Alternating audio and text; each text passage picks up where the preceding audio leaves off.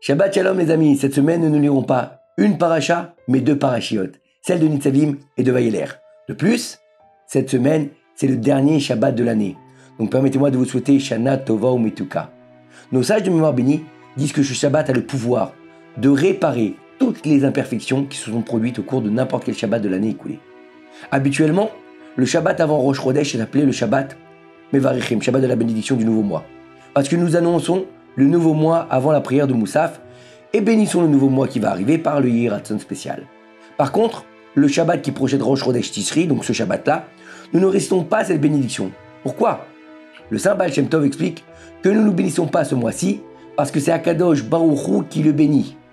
De la bénédiction d'Hachem du mois de Tishri, le premier mois de l'année, nous recevons le pouvoir de bénir les 11 autres mois de l'année à venir. Et quelle est cette bénédiction ?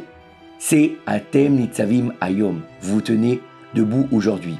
Le mot aujourd'hui se réfère à Rosh Hashanah. Vous tenez debout signifie que vous sortirez victorieux dans le verdict. Hachem bénit le peuple d'Israël afin qu'il mérite d'être inscrit et scellé dans le livre de la vie pour une année douce et heureuse. Ce Shabbat a établi l'année à venir parce que c'est la source de bénédiction pour toute l'année. Cela vaut donc la peine de se conduire autrement avec une sainteté supplémentaire dans ce Shabbat, que ce soit en priant avec une concentration accrue, en ajoutant plus de Torah au repas de Shabbat ou en assistant à un cours supplémentaire de Torah. C'est très important. Après que l'homme se prépare avec introspection et affine son caractère, alors il sera prêt au jugement de Rosh Hashanah. La préparation principale dans tout ce mois, c'est de réparer les imperfections de la pensée, de la parole et de l'action. La nécessité de travailler sur ces trois axes se trouve où ? Dans la paracha de la semaine. Pourquoi il est écrit Kikarov alecha adavar meod befifra uvevcha soto, car la chose elle est très près de toi pour la faire. Donc Kikarov alecha adavar meod befifra dans ta bouche ou vivafra dans ton cœur la soto pour la faire.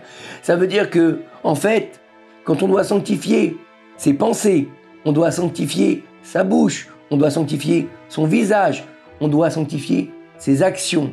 Si on arrive à faire cela correctement, donc on a des bonnes pensées. On dit des bonnes choses, puisque la pensée est créatrice, et puis la pensée matérialise la chose.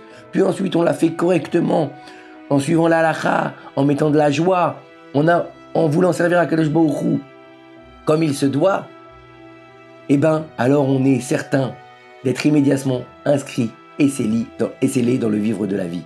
Et donc, il faut comprendre par là que c'est le moment ultime pour faire une extraordinaire teshuva, se rapprocher de notre Créateur, pas parce qu'on a peur, parce qu'on l'aime et parce qu'on a envie qu'il nous envoie la Géoula Shelema Bimrabe Amenu. Ki karov elecha adavar meod, la chose elle est très proche de toi.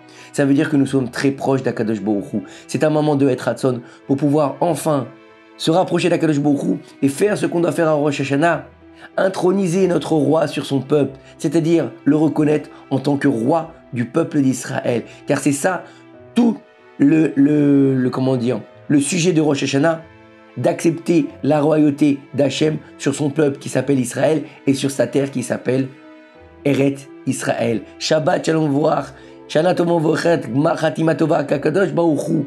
Ils nous inscrivent et ils nous scellent dans les livres de la vie et qui fassent revenir les otages et qui donnent la réussite et la victoire au Ham Israël avec le Mashiach, Bimrabe Aminu. Amen, Kene Ratzon, Shabbat Shalom Umevorach.